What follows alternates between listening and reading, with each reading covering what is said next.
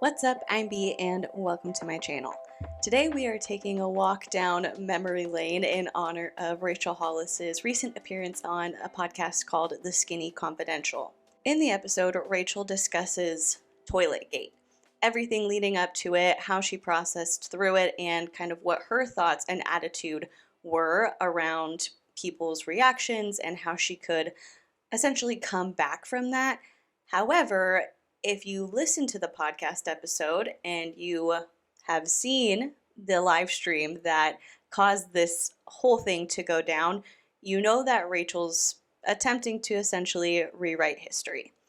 She frames this entire issue in a way that is completely disingenuous and makes it sound like she was doing something noble and people misunderstood. And if people misunderstood and I made them not feel welcome, that's on me. I take 100% accountability. You can't say that you're taking full accountability when you're giving a false narrative of how something went down. So let's do a brief rundown of what happened. Last year, Rachel was on an Instagram live stream where she made some very problematic and condescending comments about her housekeeper. People were upset in the way she spoke about having a housekeeper, not the fact that she had one, and someone called her unrelatable. She got defensive and very upset and aggressive with this person and just kind of moved on, finished the live stream. That was it. Then she posted a TikTok talking about how if she's relatable, she's doing something wrong. In essence, undoing 10 years of false facade building, which her facade was, I am relatable. I'm like you, sis. We can do the same things. I'll get up and I'll work my butt off. And if you do that, you can have all of the things that I have. And in the caption, she said that her favorite women in history, like Harriet Tubman and Malala and Amelia Earhart were not relatable. Okay, so you're saying that these women are unrelatable and that you are also unrelatable. And so in effect, you are comparing these women to you. And, that's a logical conclusion to come to when you see that. And Rachel, no, it never occurred to me that people would think I was comparing myself to them. Why you would think that, I have no idea. Moving on, there's an apology. She blames her team. She says she should have spoken up sooner and she should have trusted her gut, but she was listening to her team, and so that's why you didn't get an apology from her sooner, and it was not well received at all.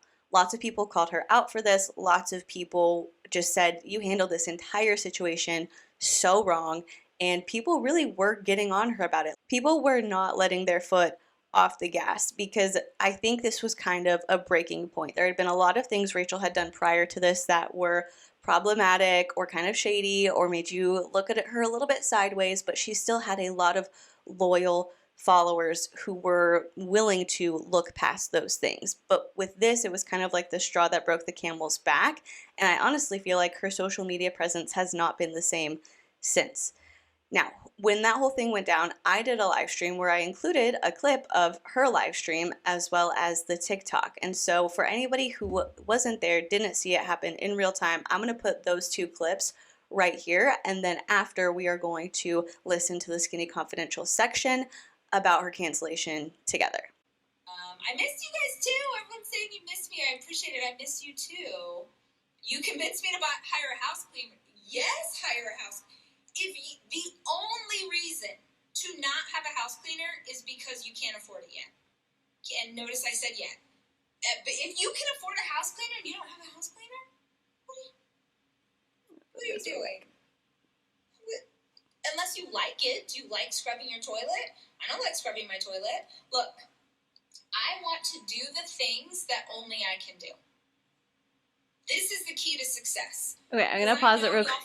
We're like 30 seconds in. But Bambi's Ramble said the way she kept talking about the toilets just seems so belittling. Yeah, you're going to notice that. Like, it's very demeaning, kind of the way that she speaks about an employee, like a person in a profession. A housekeeper doesn't just clean the toilets. Like that, I don't like that language either. I'm glad that you pointed that out.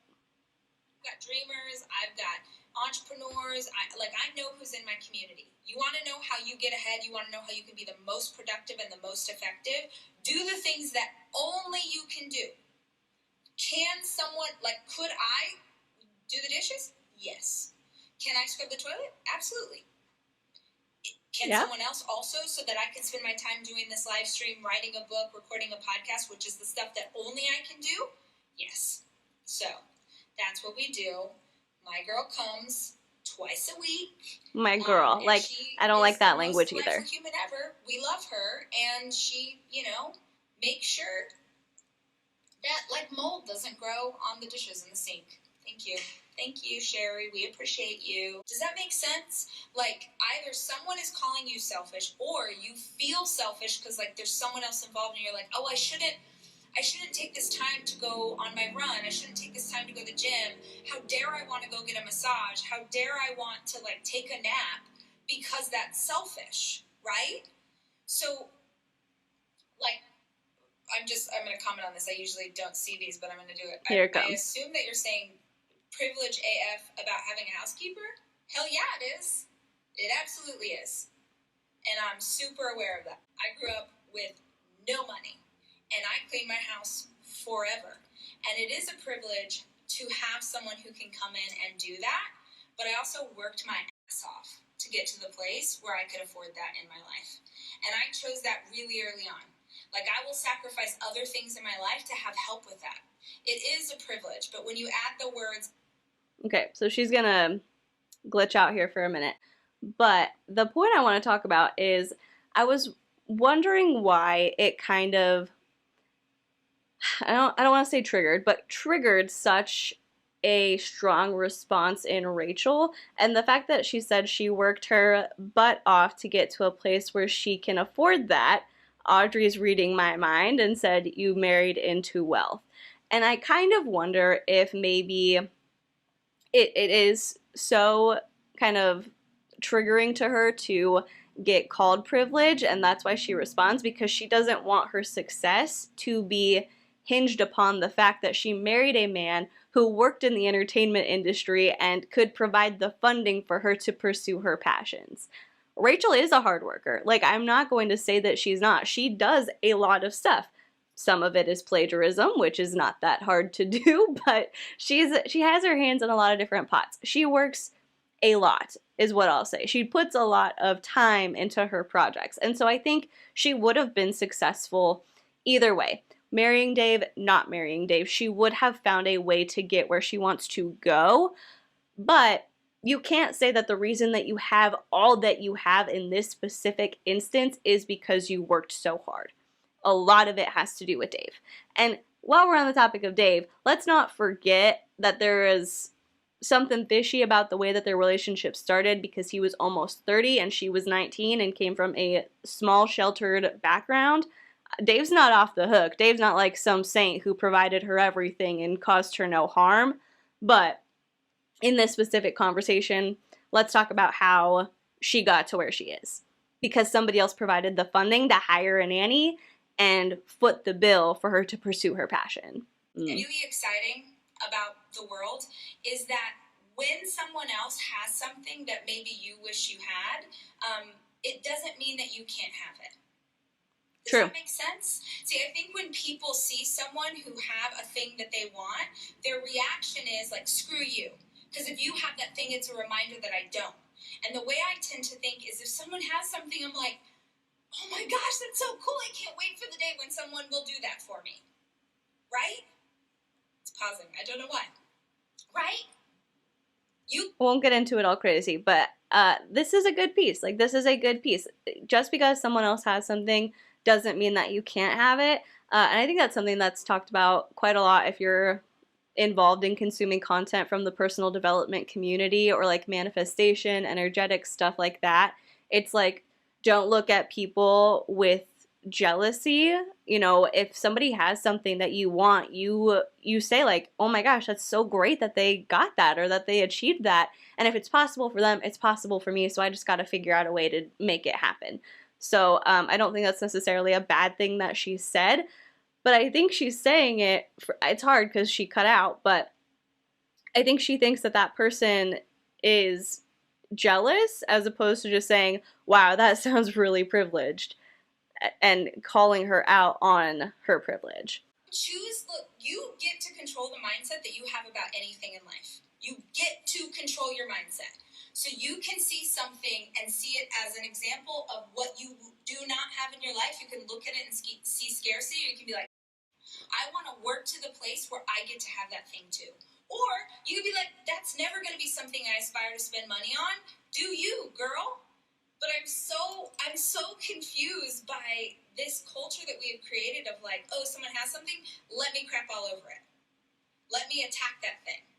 Because that thing makes me feel lack. I don't think that's why that person said it. I mean, I don't know who the person was. I don't know what their intentions were, but I think it was just like in the way that Rachel was talking about the housekeeper. It's like, wow, you sound very waspy right now, like privileged, and just kind of calling her on it. Okay, not relatable to you. Cool. Great. Keep doing you. I'm going to send you so much love and so much light and so much good energy today because I feel like you need it. Okay, yesterday I was doing a live stream and I mentioned that there's a sweet woman who comes to my house twice a week. A sweet woman. Like that, it's like you're talking about like a little kid. Like, oh, this sweet woman who comes. No, she's doing a job. Sorry. And cleans. She's my house cleaner. She cleans the toilets. Someone commented and said, you are privileged AF. And I was like, you're right. I'm super freaking privileged, but also work my ass off to have the money, to have someone come twice a week and clean my toilets. And I told her that. And then she said, well, what is it about me that made you think I want to be relatable? Everything that you've done up until this point where you said, if you work hard and like buy my stuff, you can get on my level. The MLM conferences that you spoke at, telling women how to be successful and make money in their MLM, saying, oh, if people don't support you, cut them off because they're going to hold you back. Like the way that she asked that, what made you think I want to be relatable? You did. No, sis. Literally everything I do in my life is to live a life that most people can't relate to. Most people won't work this hard. Most people won't get up at 4 a.m. Most people won't fail publicly again and again just to reach the top of the mountain. Literally, every woman I admire in history was unrelatable. If my life is relatable to most people, I'm doing it wrong. This is about a 20-minute segment from the podcast where they talk about this situation, and there are some ads in there, so I'll cut that out. But other than that, I will not alter the audio at all. I just feel like you don't need to hear the ads for The Skinny Confidential, which I think that could be a wormhole all on its own because it's a husband and wife, I believe. They open up the podcast by proudly declaring that this is not a safe space. And I was immediately thrown off. Like, why is that? What? Why would you say that? Why are you proud of that? You don't want people to feel comfortable listening to your podcast? I mean, I think what they were trying to say is like, we dive into hard topics. It's not going to be all rainbows and butterflies. But to use the term safe space, I feel like has larger implications that made me uncomfortable. So maybe we'll have to do some digging into them at a different time. Now, let's get into this audio. So we're going to jump around here. When you posted, and everyone knows the post, and you got all of that flack and all of that pushback. Yeah. What was your intention? And I'm sure that factors into a lot of the things you post and how you think about it. But like, what was the intention and how did you feel obviously about the response? Right. So I was doing a live stream. Let's say it was like a Tuesday. I was doing a live stream. And on the live stream, I had this woman who was saying that she was suffering from severe depression. And she was asking me, she had so much guilt and shame because her house was messy. And I was like, okay, a couple of things that you could do. Number one, you could just be okay with a messy house. Like what matters most right now is your health. So you can focus on that, or if you can afford it, get a housekeeper. And during that live stream, I started to get so much. Before she moves on, having watched the entire live stream a year ago, I do recall this happening, but it's not what people were upset about. This is where it's sticky with Rachel because she's rewriting the narrative with little bits of truth. And so anybody who watched that live stream might start to doubt their own memory and be like, oh, what, that's what it was? That's why she said that? Because I remember hearing that. Oh my gosh, I completely misremembered, and we were all too hard on Rachel. She has a little bit of truth that makes it just confusing enough to the people who don't have their foot on her neck, like me, like many other creators, to get duped. That's very insidious, and I don't like it. Flack for saying that, like, oh, you could get someone to come and clean your house once a month. And I got so much crap for saying that in the live stream. And then they started attacking me, which I'm very used to, but then they started being mean to her. And so that got me sort of, because I'm like, fuck you, dude. Like, this woman just told you that she has severe depression. She just said that she feels shame about it. Don't dogpile. So I finished that live stream, and even talking about it right now is like making my heart. Here's Mama Bear leader Rachel. F you, this woman is going through something.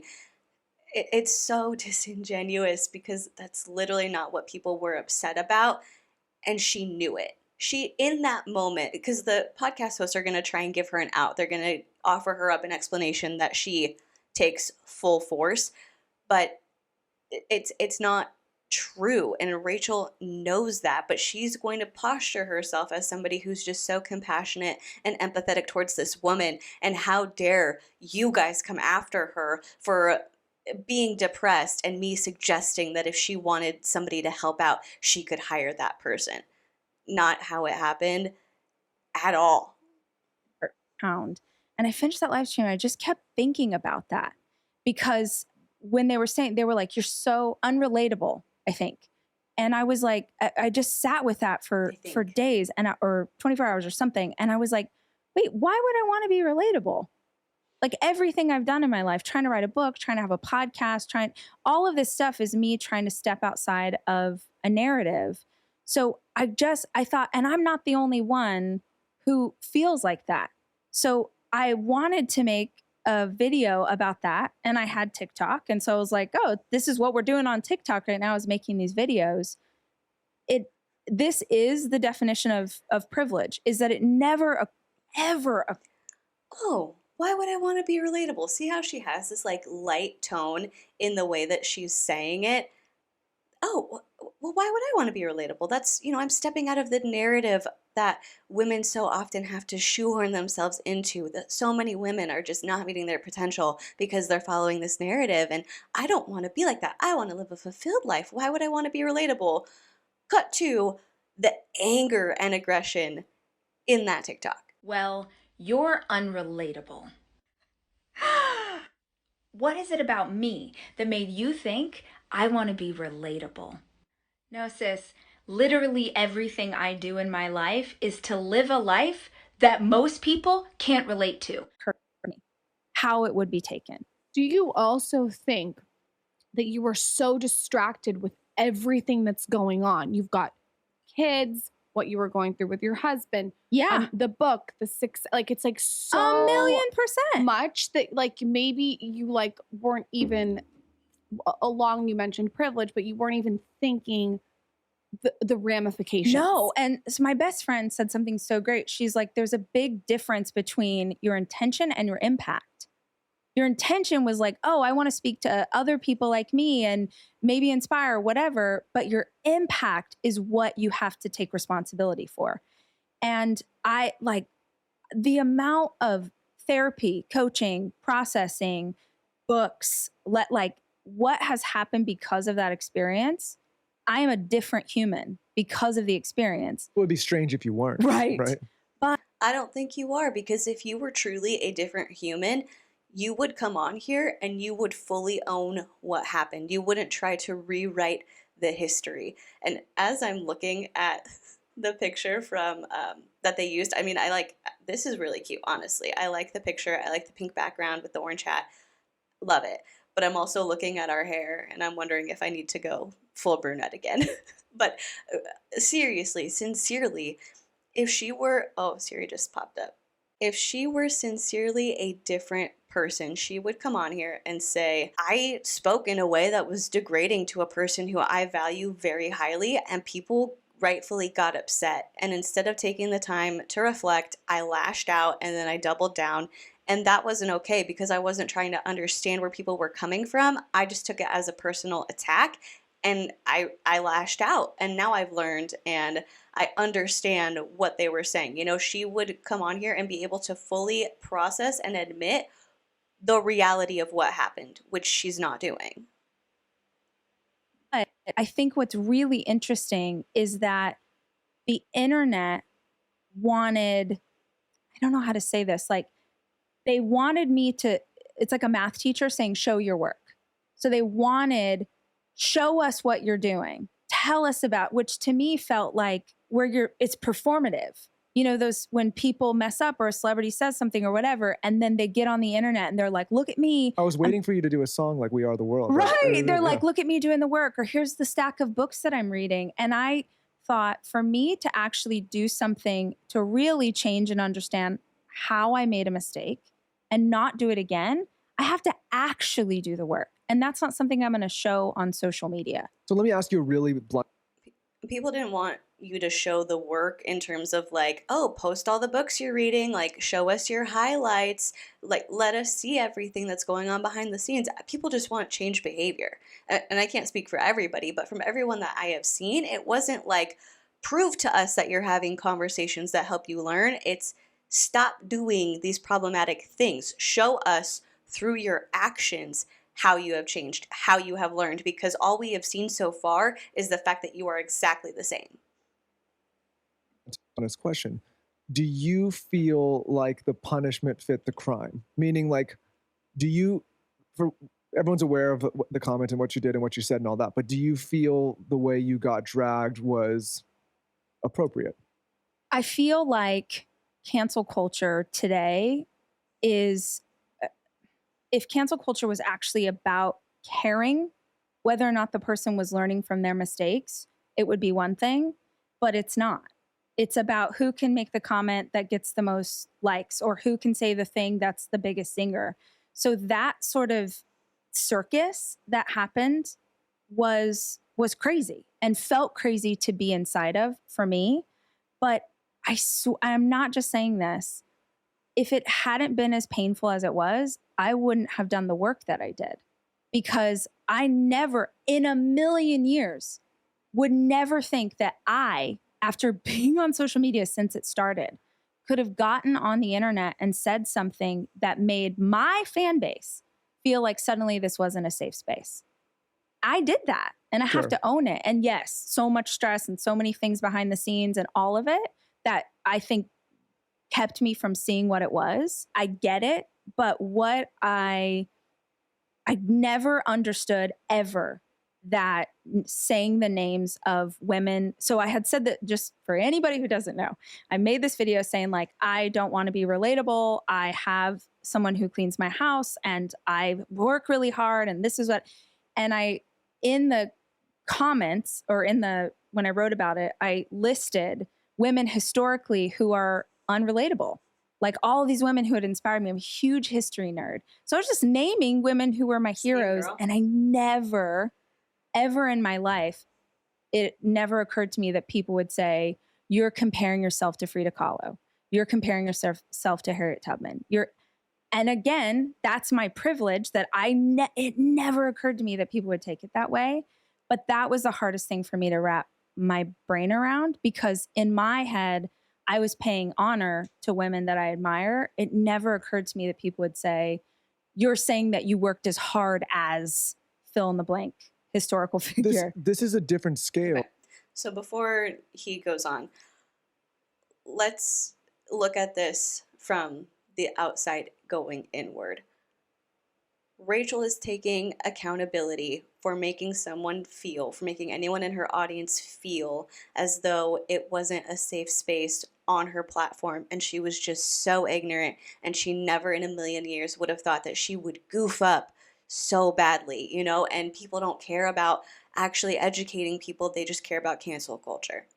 Yeah, there's a conversation to have about cancellation and cancel culture, and does it work, and how does it work, and what's the goal when we are trying to call somebody out for inappropriate behavior. That's a valuable conversation that should be had. However, in Rachel framing it like this, where it's like, I was just so ignorant. It was such a silly thing for me to do. And I would never even have thought that this would be offensive. And that's my privilege. And so I need to own it. It makes people who did not see her live stream and the subsequent TikTok think that she really has taken full accountability and everybody makes mistakes. You know, we need to let her move on. But the reality is, it wasn't that she just said something ignorant. It makes me think of a recent podcast episode from Danielle Hallen and John Lorden. They have a podcast called Crime After Crime. And in that, they were talking about the Romani people. And instead of saying the Romani people, they said the G word. So a lot of people came to them and educated them on why that was a hurtful term to use and why they didn't like it. And they hoped that John and Danielle would not use that term going forward. And then on their next podcast episode, they came and they told people and they said, you know, thank you so much for educating us. We didn't know. Like, Rachel's trying to make her situation sound like an instance of that, where it's just, I was uneducated about something and I accidentally hurt somebody's feelings because of my ignorance, and I take full accountability. I will be better going forward. You know, that's what she's trying to make it seem like, but it's not the same. It's not that she said something ignorant. It's that she said something that was so rude and condescending and then continued to double down on that behavior because she couldn't understand where people were coming from, because she was defensive, because I think Rachel Hollis gets triggered when her privilege is questioned. When people call her privileged, I feel like she takes it as them invalidating any of the hard work she put into attaining her career goals. Because we've talked about this before. Rachel Hollis does work hard. Like, she will hustle her little booty off, but she also has a multitude of privileges. And I think it's kind of hard for somebody when they grew up in a less than optimal like childhood to perceive that they have privilege, because they're saying, well, like, no, I went through all of this hard stuff. How am I privileged? But when we look at it from a socioeconomic standpoint, we've got a like thin, attractive, cis white woman who is going to have an easier time getting different opportunities. And then we also have the fact that she was married at a super young age to somebody who had a lot of money, who could fund her dreams, who could fund the nanny, the housekeeper, those things, so that Rachel could pursue her passion. And a lot of people don't have that privilege. A lot of people do have the drive, they have the willpower, they have the skill, they want to accomplish the thing, but they don't have access to all those same resources that Rachel does. And Rachel needs to understand that. She needs to internalize that and say, yeah, that is privilege, and I need to make sure that I'm being aware of that and checking myself on a regular basis to make sure that I am not letting that get in the way of being a decent human being. Because when I hear the way that she described her housekeeper, who was a professional, who she hired to do a job, it was really upsetting. But I think, like, as people with public platforms, there is a level of responsibility to think about, at least think about Right. how you say things, which, I mean, same thing. Lauren and I go through it all the time. But at the same time, I would push back, and we're all part of this, on the public and say there's also a responsibility to just be a good human, right? Like, when I look, we had Sophia Franklin on the show. She was part of that Call Her Daddy controversy when that whole show split up. I don't know if you're familiar with that or not. No. And the reason I bring it up is, like, it wasn't like a few people attacked her. It was like the internet and the world was attacking her. 100%. Same thing in your situation. And I think about these situations because people could do something wrong, but it's not like you murder. Just a side thought, I do think that this is a valid point to make. You know, in calling people out for problematic behavior, we need to also make sure that we are not in turn being problematic and hateful and demeaning, degrading. You know, we can call out bad things without acting in a way that we would not be proud of. Everybody, right? Right. It's not like you hurt a child, right? You said something wrong, which, and it's not giving you a pass, but I think the public has to be thoughtful about the impact they have on men and women online. Like, these are, certain people can hear things, and, like, luckily you're a strong person, this didn't happen. Like, people can take those messages the wrong way and go and really, like, harm themselves or get on a spiral and ruin their life and ruin their children's life and their family. And I think about that stuff all the time, because you may think you're doing something noble by going and attacking a public person, but if it gets so visceral to the point where it's the world attacking the person, like, you have to think about the ramifications. I don't, like, if you know what I'm saying? Yeah. Did you hear about what is it, Caleb from, do you guys hear about this TikTok thing? Do you know about this Caleb from? It just. oh God, it's like he works at like a homeware store. Oh, this is okay. I'm gonna be a 39-year-old mother of 4 and not know this TikTok reference, but people can look it up. So my girlfriends were just telling me yesterday that there was this huge thing that happened on TikTok where someone made a video and said, I met this guy on Hinge. He like wined me, dined me, did like a love bomb when we first met, and then ghosted me. And it sucked. I really thought he liked me because he had made me this playlist on Spotify. And she was like, and here's his profile. And it was like Caleb, and he worked at some, oh God, like CB2, some home goods store. And when she posted it, whatever it was about the video, it sort of went viral on TikTok, like how they do. And other women started saying, oh my God, I dated this guy, Caleb. He's like 23 or something. I dated this guy, Caleb. I really want to, real quick, this is not tea. This is loose tea, as my friend would say. I'm telling you what I know, but someone could be listening going, you got the whole story wrong. So just FYI. But other women started saying, oh my God, I had the same experience with this guy and he ghosted me and he gave me that playlist too. He told me he made me a playlist. The internet exploded. Okay. So all of these people on the internet started calling his job and telling this guy is a bad guy. You need to fire him. The internet goes crazy. Bumble took out a billboard that was like, if you don't want to end up in a relationship with someone like Caleb, be the one who makes the first move. Like everything exploded. He's a 23-year-old dude or whatever who ghosted some women. And yeah, that's douchebag, but not enough to get him fired.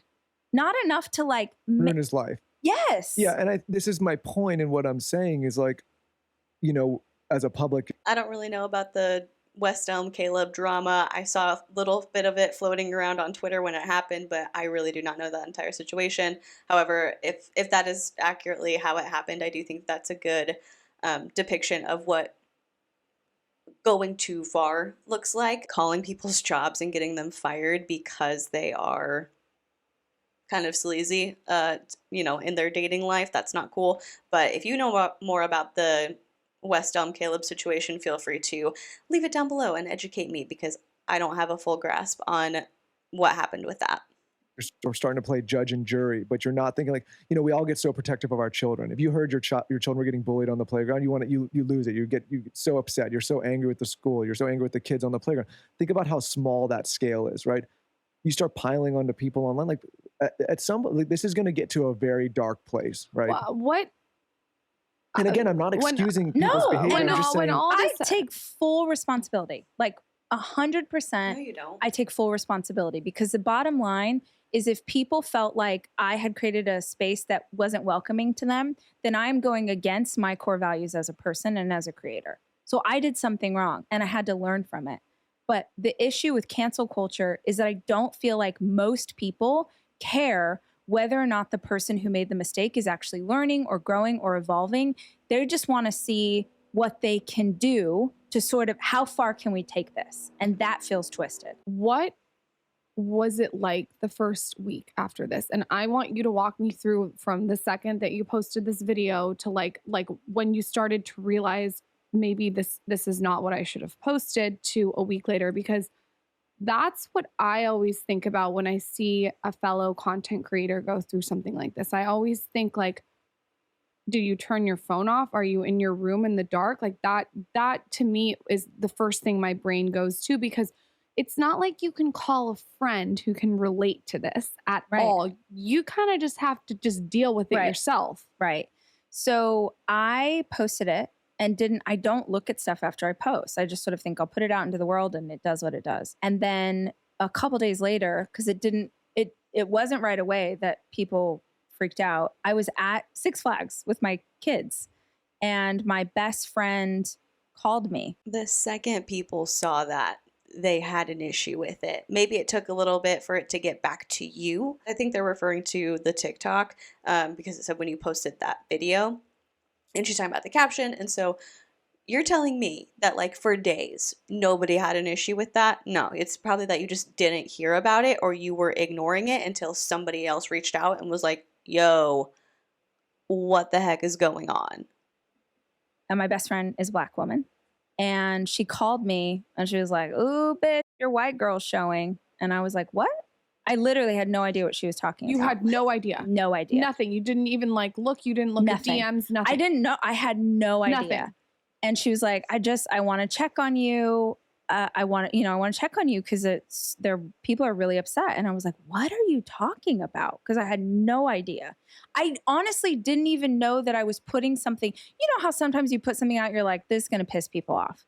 I didn't, honest to God, which just shows my ignorance. I just had no idea. So she was the one who called me. And in calling me, she was upset. And I'll tell you what, the internet being mad at you is nothing to, so I have 3 best friends. 2 of them are Black women. Nothing is worse, nothing than hurting them. Because now their friends are calling them being like, you're friends with this bitch? Like this one and that was horrible.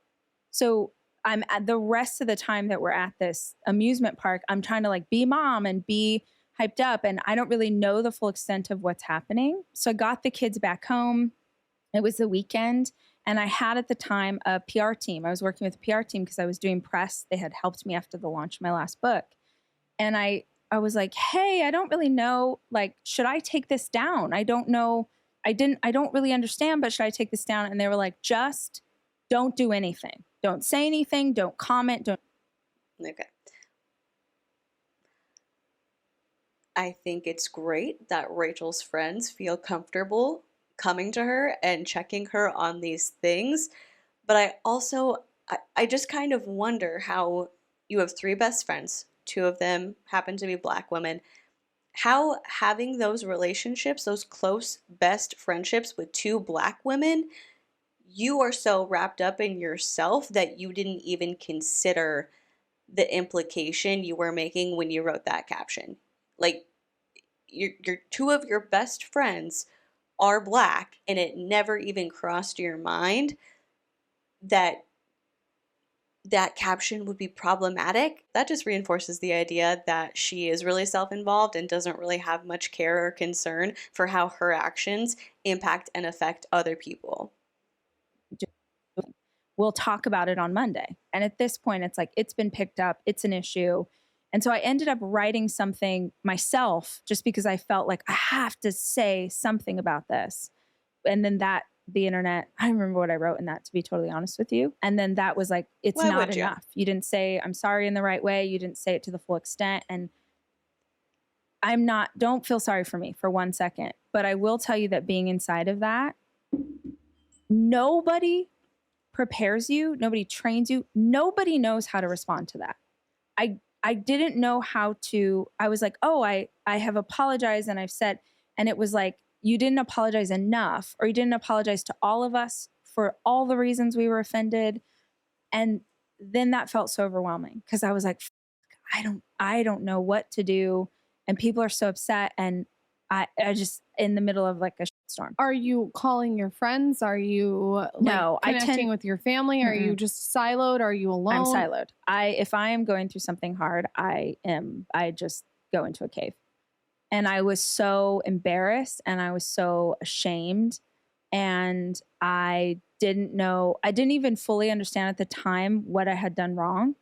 And I didn't know how to make it right.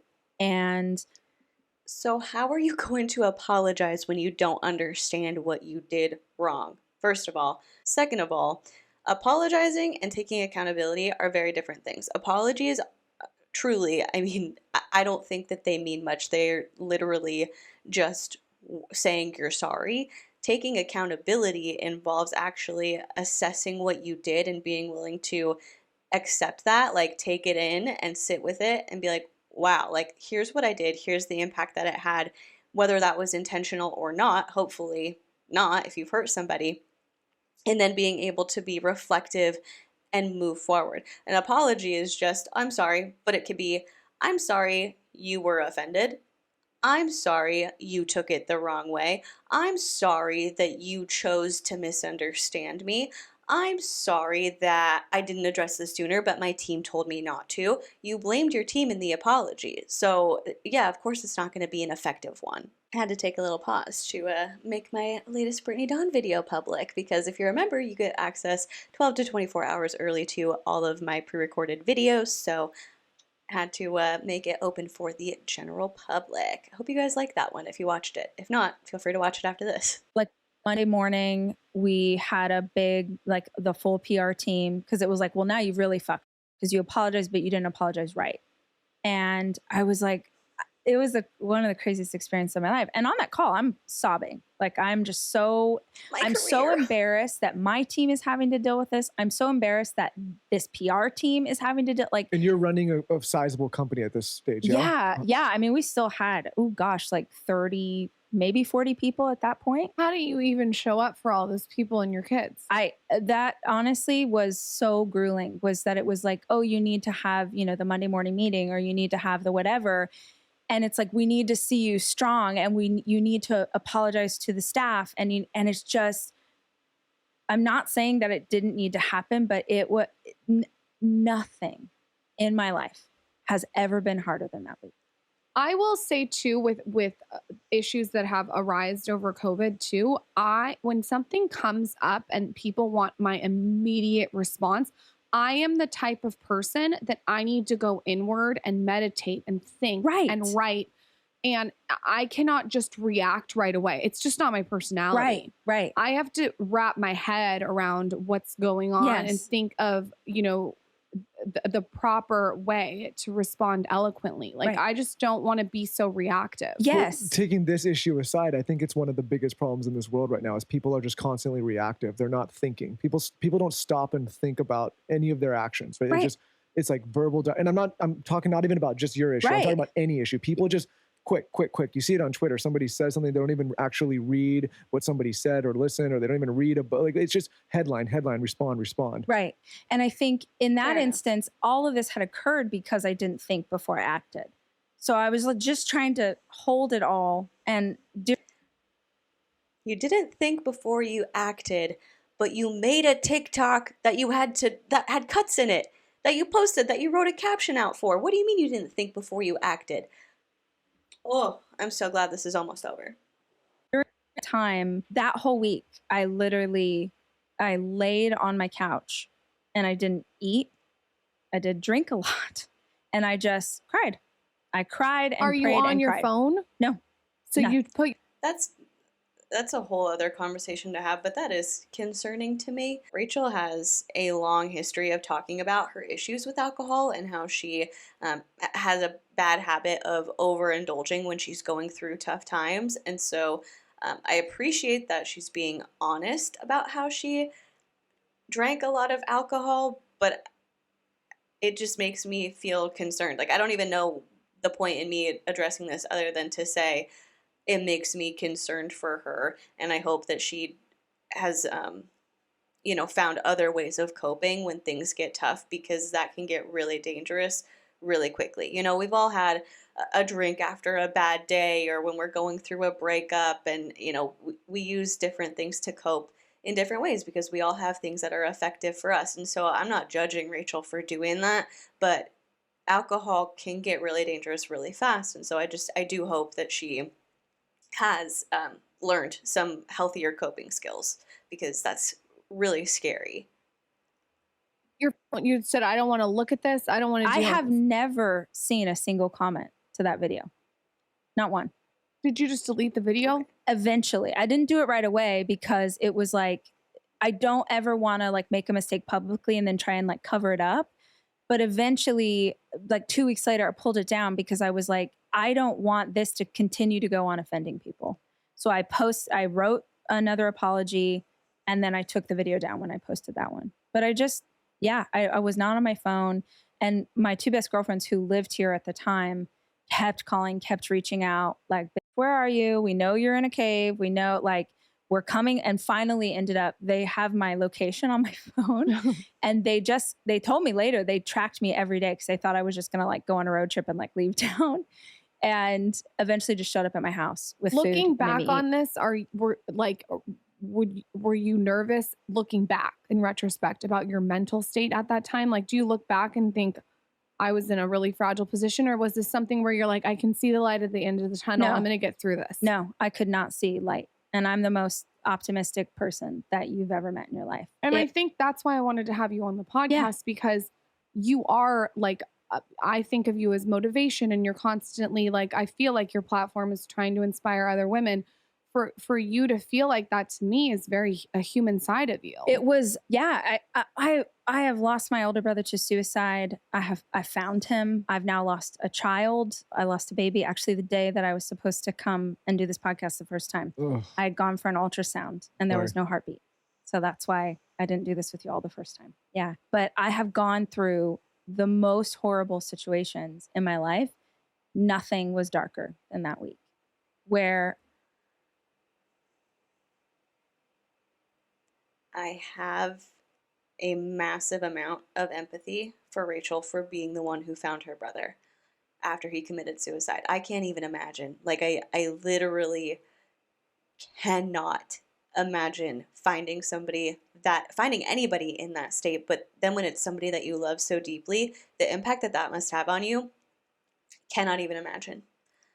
Miscarriage, tragic, heartbreaking. I have empathy for her going through both of those situations, but it also kind of infuriates me that she brought up those two examples and then said this cancellation on the internet was the worst thing that she's been through and the darkest time that she's had. Because what does that tell us? What does that tell us about who Rachel is and what she values? She values her public perception. And this was threatening that. This was threatening her career, her ability to make money on social media. And thinking about losing her platform is the darkest she's ever been. That's the darkest it's ever gotten for her. Maybe I'm thinking about it too surface level. Maybe she was having thoughts of like, okay, well, I'm divorced now, and if I lose this ability to generate an income online, I'm not going to be able to pay for the things that I need to pay for my kids. Like, we already had to downsize and get this house because I couldn't find anything bigger, and I already feel like, Dad's house is the fun house and my house is just meh, and it was really hard to transition. And so if I lose my income and I can't, pay for the things that the kids need, I can't support my family. Maybe that's where that fear comes from. And maybe that was there. But I really, truly think it was my platform, my status, my ability to buy luxury items, my symbols of wealth, and my status in society could be lost forever because of this situation. And that's the worst thing in the world. That makes me very, very sad to think of that mental process, like that being the thing to her that was the darkest. I just kept thinking, I can't believe I did this. Like, how did you do this? How did you fuck up so badly?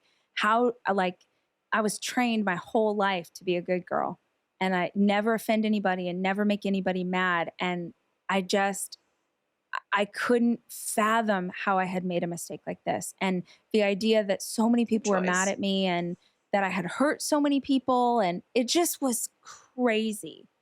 And it was the darkest time of my entire life. And there was no like, in 2 weeks, this will all be okay. This was months. This was months and months of press about it and so much fallout, so much freaking fallout from that. And all of it just felt like this, it was crumbling down around me. So like this horrible experience, right? This was April of 2021. But because I really do believe that life is happening for you, there was also, I know this is going to sound crazy, but there was also freedom on the other side of that. Like, okay, your worst nightmare has happened. Literally. You have offended people. You've made this mistake. All of these things have happened. The freaking New York Times has written a giant article about what a piece of shit you are. Like, all of it's happened. Now what? Look at me sitting here like a toddler, not getting in their way. Let's loosen that up. Okay, so that was the podcast. I just wanted to talk about it because I feel like it's important to not like harp on people's mistakes and never let them forget it. But when you have somebody who's trying to be an influencer in terms of like teaching people how to live their life, you know, girl stop apologizing, girl wash your face, and walking them through grief and relationships and all of these things. Like Rachel wants to be somebody who teaches you how to be a better person and have a better life. And so I think part of being a good person is being able to be introspective and take accountability for the things that you have done and not try to lie to your audience about how things went down. But yeah, so I just wanted to talk about it. I just wanted to put those things kind of side by side so people don't get the wool pulled over their eyes. One of my biggest pet peeves is dishonesty. I don't even know if that's a pet peeve, but like dishonesty and injustice are the things that will get the biggest reaction out of me. When people just literally lie about things that are publicly available, it kind of puts a bee in my bonnet. So that's that. Let me know what you thought of her podcast appearance. Let me know if you think that she has changed. Maybe you listen to that and that sounds like somebody who is taking accountability in your opinion. Feel free to leave that down below. I love to hear differing perspectives and see those conversations in the comments. And while you're doing that, if you would consider liking this video or subscribing to my channel, that would be incredible. And if you're subscribed already, thank you so much. I am so appreciative of you and I love being able to just sit here, hang out with you, and talk about whatever. Thank you so much for watching. Please be kind to people, and I will see you in the next one. Bye.